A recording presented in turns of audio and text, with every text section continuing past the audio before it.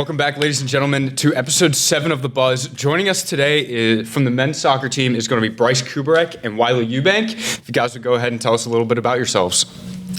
I'm Wiley. I'm from Raleigh, North Carolina. I'm a senior this year. I play left back on the field. I'm Bryce Kuberek. I'm also a senior from King George, Virginia, and I play midfield, and I can also play center back, so I do a little bit of both. So talking with you guys a little bit before the podcast, we were talking about how your season's going so far, how, yes, there's been some ties, there's been some losses. You guys got Bridgewater coming up on Saturday. How do you guys feel about that one?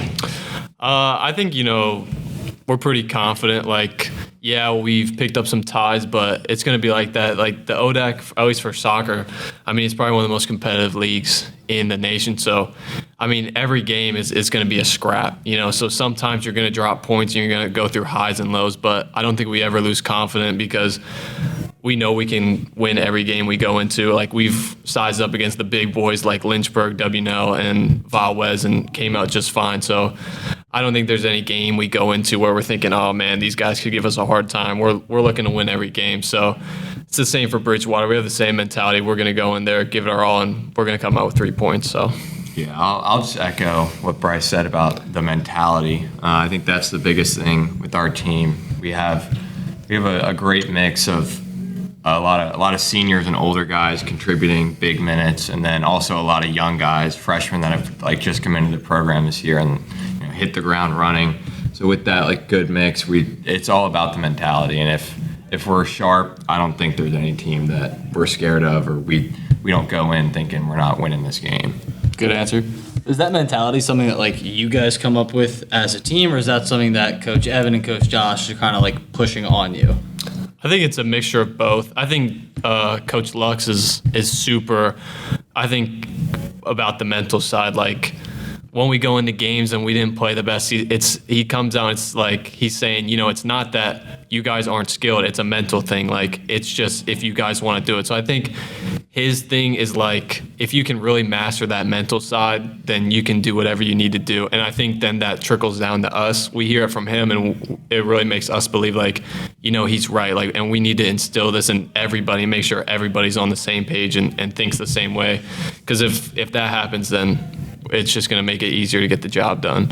Yeah, I think it obviously starts with coaching, because they give us the outline of what the culture should be, and then it's kind of our job to make sure that comes to fruition. So trying to have as much player-led stuff as we can to really push everyone to be the best they can be. Yeah, but it's also player-led because you guys are now, you're who everyone's looking up to. Yeah. So, do you guys feel more pressure with people looking up to you and people, relying on you guys? You guys are logging every minute of every game, so. I wouldn't say, I was personally myself, I wouldn't say it's a lot of pressure. I've played good minutes every year, so I think it's built on that. And in the past, I've had good leaders to look up to, and that just makes it easier, right? So the past few years, you've had guys like Bogue, Zach DeShazo's a funny one, Maz Longo, Adam Braithwaite, guys like that who they give you the blueprint, and then it's easier for you to go and do it yourself. So I wouldn't say it's pressure. It's almost a privilege, right? These guys trust me, to lead them, and when things aren't going right or something like that, they're looking at me to say, okay, can you steer the ship a bit more? So I think it's more of a privilege than pressure. Yeah, I just think that I tell all the guys, everyone knows how to play. Everyone knows how to play soccer. They're all good players on our team.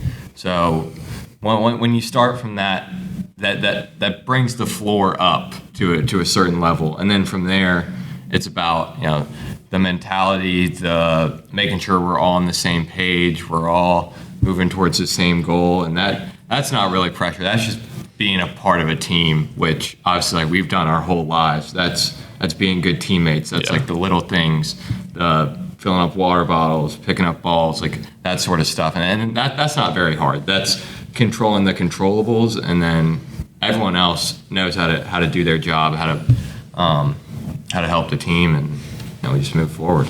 You guys sound like you're PR trained. Yeah, I know. That's what we were kind of talking about. We're like, we might be the most 2 PR trained on this team. You guys are really articulate. Good word choice going on. So, Wiley, you're a perfect 3 for 3 so far in all your PKs this year.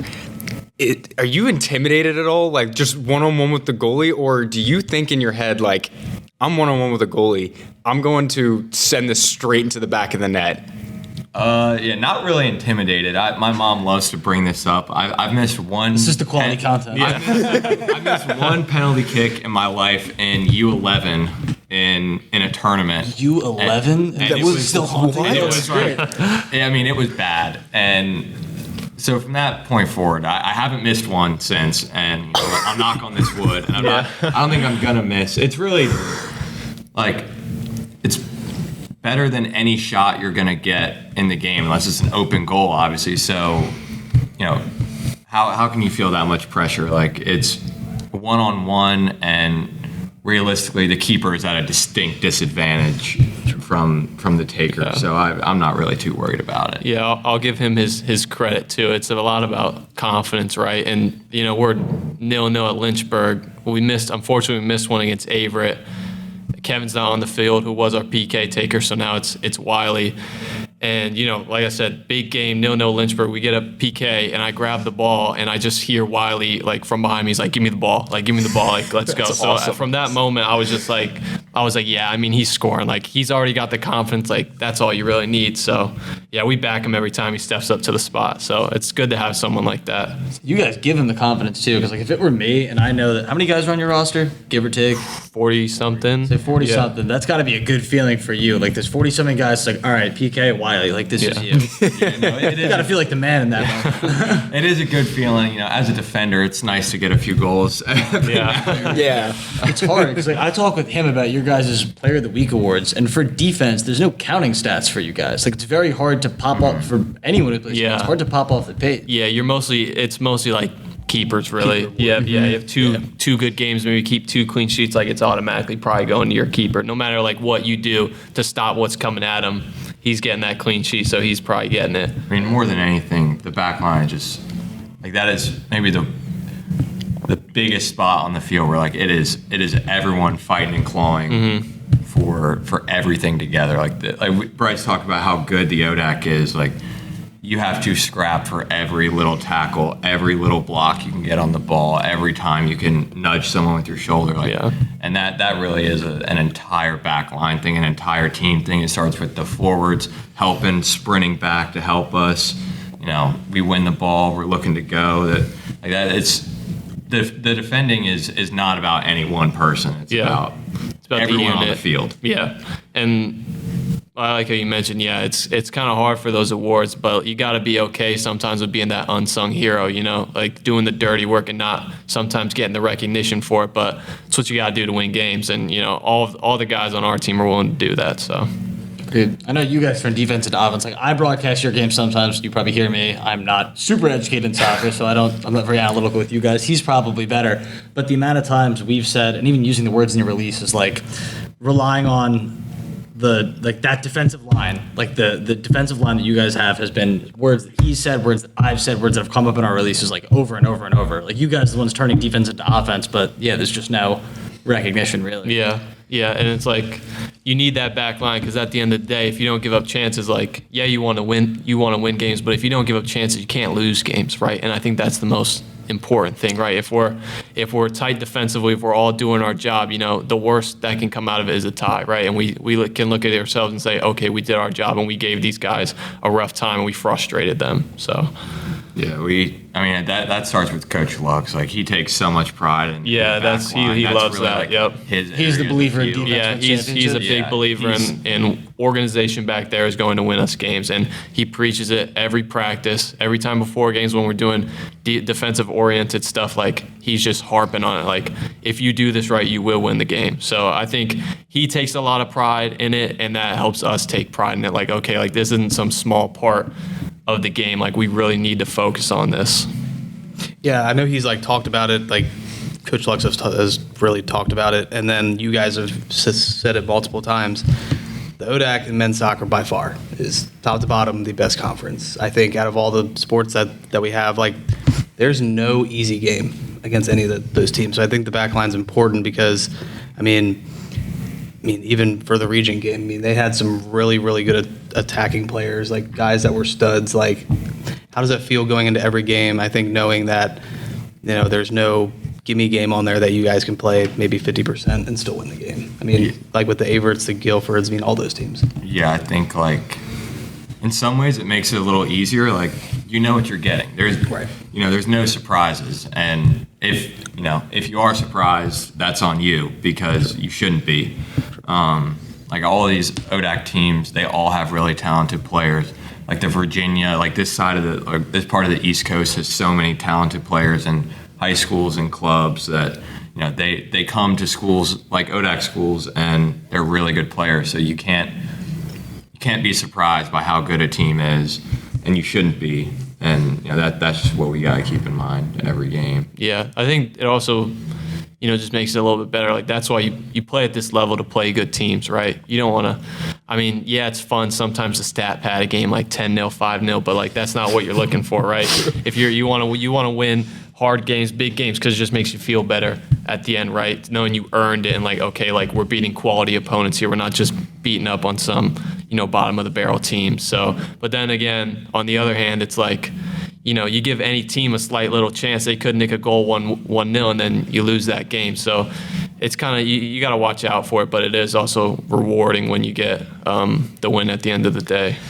So on the topic of big games, and what do you guys do mentally before each game? And does anybody have anything like weird pregame rituals on the team that like they must, or like superstitions? I wouldn't say I might put myself in that category a little bit. I wouldn't say I'm superstitious, but before like every game, I have like a routine. Like Wiley makes fun of me. Like I'll have like 4 hours before the game. Perfect having him here now. Yeah. 4 hours before a game, I'll eat a bagel with honey, peanut butter, and banana. It has to be 4 hours before the game. Sounds gas, it's great. And then an hour later, 3 hours before the game, I'll take a shot of like beetroot juice. And another one of our teammates. Beetroot juice? Yeah. It like expands. It tastes terrible, but it expands like your blood cells and like makes you have like backed more. by science. Yeah, exactly. Another teammate, Kevin Sprints, he does it too. So I usually take that like 3 hours before the game. So I have those two things that like I feel like I gotta do before the game to make me feel like okay, like I'm ready to go. I have no beetroot juice for you. He might be on the wave. We're getting him on the wave. We're getting some guys on the wave. So I have the same songs that I listen to in the same order before every game. What songs? It's like a whole lot, but I'll say like as I'm walking out to the field, it's always the same song.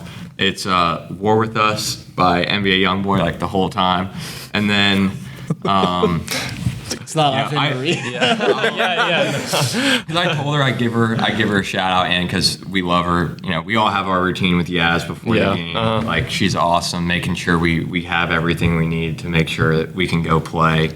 So that sort of stuff, and then other than that, I don't know if anyone has anything like super. I know last year, like I said, Kevin already, last year he had to get like a hamstring massage before every game. Yeah. So every game he's in the training room and Yasmin's giving a hamstring massage. So or Adam would do this visualization on the field before every game where, we all come out, we all put our cleats on, and you see Adam like sprawled out on the field, like listening to this thing, like it's like grounding. Yeah, kind of like that. Yeah. That's funny. This is something I want to talk about. Your PK goal on senior day. First of all, were your parents both in? Oh yeah, they were. Was it just your parents, or did you have any siblings there? No, my brother lives in Houston, so like that's a long way That's not away. happening. Yeah. So it was just my parents and then my girlfriend there, and my mom and my girlfriend were talking about like, you're giving me heart palpitations, like taking PKs now. Yeah, because like the more that I watch it, like first of all, you guys are having a really successful season, so it's exciting for me to watch. But specifically that moment, I was on the call for it, and it was so fun to call that goal. Like I literally said, it was like you couldn't really drew it up any better. It was poetic. Like senior day, whatever it was, under 10 minutes remaining. It was like 3 minutes remaining or something, and you just buried it. Like, was that like the talk of your family for the rest of the day? Yeah, I mean, a little bit. I mean, down a man too. That was. Yeah, you guys were down a man. we were 5 down minutes a into man. the second half. Yeah, we were down a man for 40 minutes. At Something that like point, that. it was still hot, and I just remember right before that, like I was so tired. I didn't even really celebrate that much. Yeah, we all thought like he scored the PK and he kind of like walks off all like nonchalant. And we're like, oh, like Mr. you're doing that for the Nonchalant. we're like, you're doing that for the camera. He's like, no, I was just too tired to celebrate.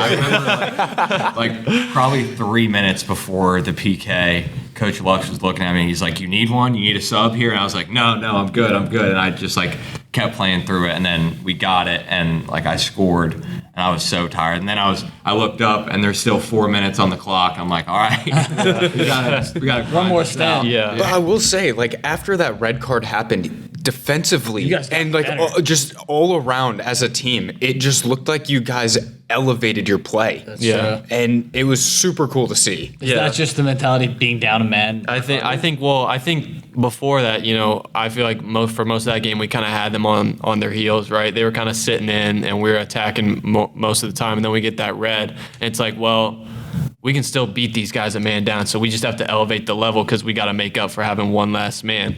So, I mean, nothing changed. We were still going after them. Like, we're trying to get a win. We're not trying to see this out and get a tie, right? That's never our mentality. We want to win. So we go down to man. It's like, okay, everybody's got to pick up a bit more slack, and we got to go at these guys even harder. So, Yeah, I had a coach in high school. I still love this quote to this day. He would tell me, like, on the field, you should do all of your job and half of someone else's. So, like, thinking about that, like, you're down a man, you're thinking, all right, I got to do my job to defend this area, and then I got to do half of someone else's. If we're down a man, like, I gotta work extra hard to make sure I'm covering for the next guy, or I'm getting up the field and helping our forwards try and go and pursue that goal. So I think like that game was crazy. I was just happy we won. yeah. Same. It was so cool to watch. Yeah, it's one of those ones where it's like at the end of the day, like it's not always going to be a pretty win. Like sometimes Win's you a gotta, win, though. yeah, exactly. Sometimes you gotta grind out results, no matter how ugly it looks, and that was kind of one of those. But at the end of the day, a win's a win. So. They don't ask how. Yeah, They exactly. ask how many. Exactly. That second half wasn't ugly, though. That second Yeah. half was some good soccer. We talk all the time about like it doesn't matter who you're playing. All wins are 3 points. Yeah. They don't.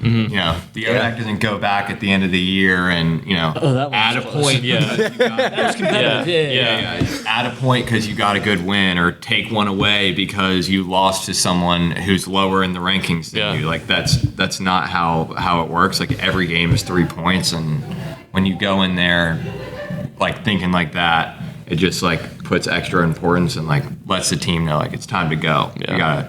You gotta go out there and really go for it. You guys seem to have a good mentality on the field, clearly with the success you've had so far and all these crucial moments. What about off the field? What are you guys doing off the field when you two specifically aren't playing soccer? Is the team doing anything team bonding wise? Are you guys doing stuff, position groups, anything that's not soccer oriented? I'd say just a huge part of like just kind of team chemistry and stuff like that is just like the little things. Like usually like we'll always have guys like no matter like what time of the day it is, really like in the locker room watching TV, playing video games, or me personally, I think a big thing of just like from the go, like that just helps us all get closer is just like after practice, everybody dining hall, we're all in there, just a bit of banter the whole time. Everybody's eating together. That's how you get to know guys. Sometimes I'll sit in there, I'll go in, some guys will come in, I'll sit with them, they'll leave and a new group will come in, I'll be in there for like 2 hours just talking to the freshmen or any of the guys, just because it's like, bonding with your teammates like that is like, I think it's one of the most important parts. If you have that chemistry off the field, you're going to have it on the field. So Yeah, well, in preseason, we try to do a lot just because, it's really us, women's soccer, field hockey, football that's here. Like, so, yeah. there's not a lot of people here, so that's really the time to get those bonds in. We talked beforehand about FIFA tournament. We do. Coach Lux is big on the pool for recovery. pool, yeah, that's always fun. Like That yesterday, sounds nice. everyone goes like the free period from 12 to 1. Like everyone went and got in the pool together, and we did recovery in the pool. Yep. That sort of stuff. I think just just trying to hang out with each other, spend time after games. I think I probably spend more time in the locker room than just about anyone. And a lot of people are like, what are you doing here? I'm like, I don't want to sit at home in my room. Yeah. Like, I'll just go chill, and whoever walks in, whether that's coach, whether that's someone on the team, whether, it doesn't matter. Like, I just want to be around the guys. We got a good group, so. So on the topic of being around the guys, this year you guys have 2 guys from England, Tyler Oakes and Ben Morris. What kind of dynamic do the 2 of them bring? Do they have any is it weird talking to them and they bring out some of their British slang? I think I just think it's great that we have these guys from England, and I also think both of them, they're also different. Ben comes from kind of Sunday league kind of thing, more the pitch isn't great and it's a bit more brute ball and stuff like that. And Tyler comes from academy football where they're kind of thinking more tactically and stuff like that. So I think even within them, they're both different from their soccer background too, which I think adds a bit more. You'll see in practice, and you probably see in the games, Tyler's very, he's silky on the ball. He's good technically. Ben, same thing. He's good technically on the ball, but he's probably used to playing on bobbly pitches. So he's good at flicking the ball around the corner one time, or he's really good at getting his head on things, because that's just, when you play Sunday league over there, you're playing against grown men. So he's a 16-year-old playing against 30-year-old guys. So he's got to be willing to put his body on the line. So I love it. And one day again, I was in SD's with Ben for 2 hours, just asking him kind of about the Sunday league and the football pyramid in England and just that. So then it's funny when they bring out stuff we ask them about beans and toast on stuff, the stuff we'll see on the internet. We ask them about is it really like this real? there? Yeah, is this real? You guys really? And he's like, oh yeah, mate, it's lovely, and it's just, They just loved it. Yeah, some of it is disgusting. Like Bryce said, it is they're obviously both from England, and that's new, but they are very different. People I made fun of Tyler last night. I saw him in the gym, and he's got on this full Nike kit. I could talk I was like, Tyler, no. You look so British. He's like, it's all Nike. Yeah. And then it's all Nike though. It's fit, isn't it? Yeah. And it's just funny, and they're culture, they came in and picked up on everything right away. They didn't miss a beat. And then we also have a big class of freshmen, so that helps too. When you have 2 guys with such a different background, they have so many others from the U.S. that they can build relationships with, and it's not just them 2 here and a lot of older guys. Mm-hmm. It's them 2 and a whole group of young guys that are all working together. Do they comment on anything that we do here? Do they make fun of what you all do, what you all say? Yeah, weird. I forget if it was Tyler or Ben. I think it was Ben. He doesn't like how a lot of us say bro all the time. I saw that on the Mike. I saw it on social media. Yeah, we do put bro in everything. Yeah, a lot. And sometimes I'll catch myself. I at practice, I'm like, yeah, I've probably said that a bit too many times. And he's probably yeah, what are you doing? But I'm trying to think of any others. Maybe Tyler's. Tyler's kind of where do we find this kid? Yeah. He's a character. He is a character.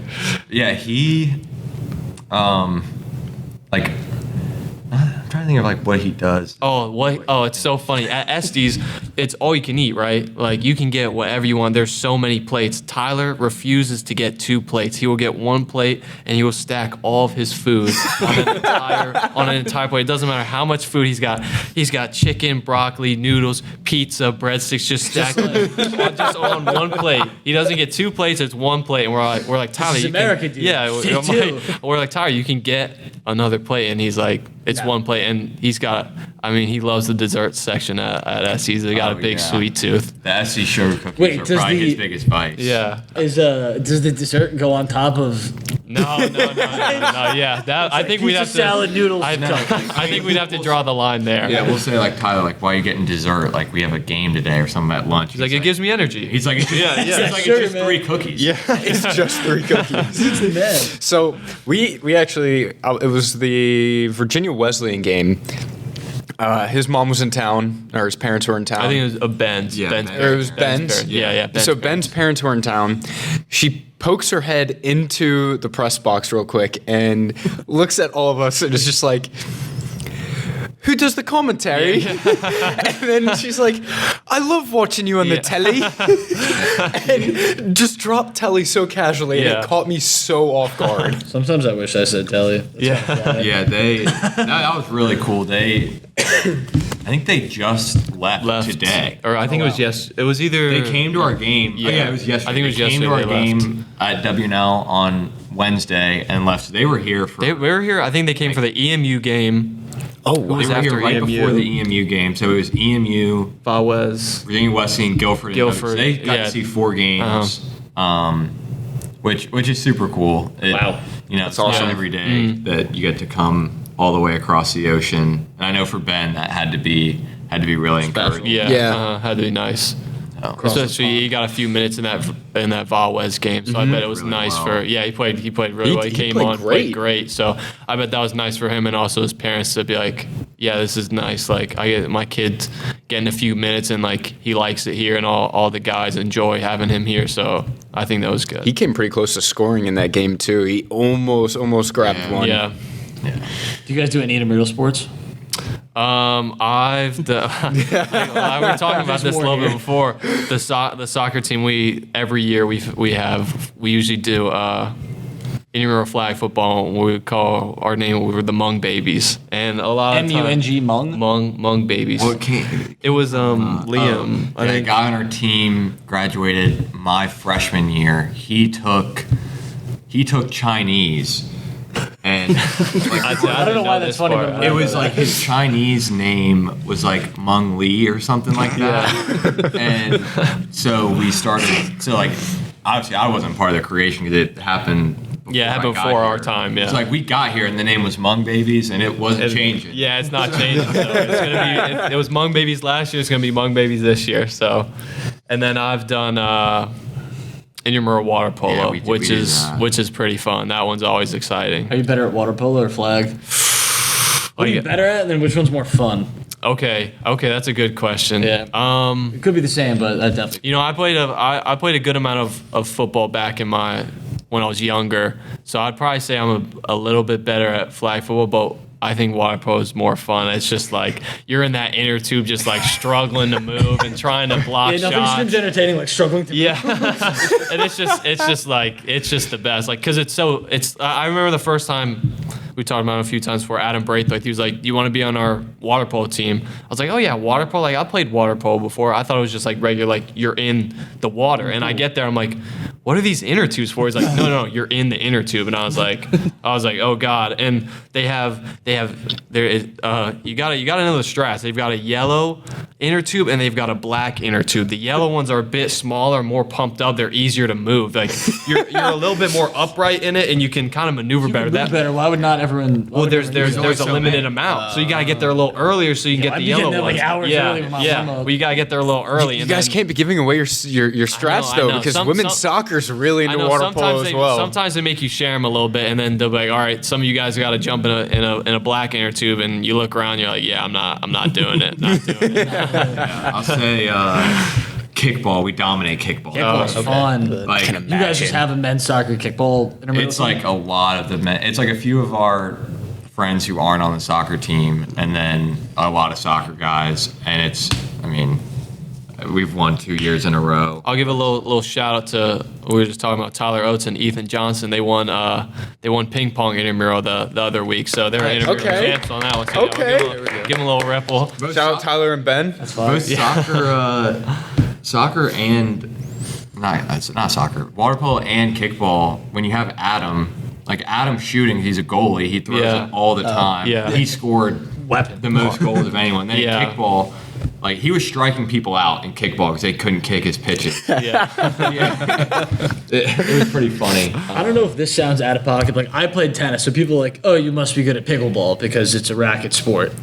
you guys are soccer players. Are you guys like really good at kickball? In my head, you guys are fantastic. It's one of those ones where it's like you step up to the plate and like they kind of look around. They're like, all right, the outfield might need a backup. Like a little bit. That's like the feeling of Yeah. having a PK. Like Yeah. move back. Yeah, this guy's yeah. good. Well, that it also helps when,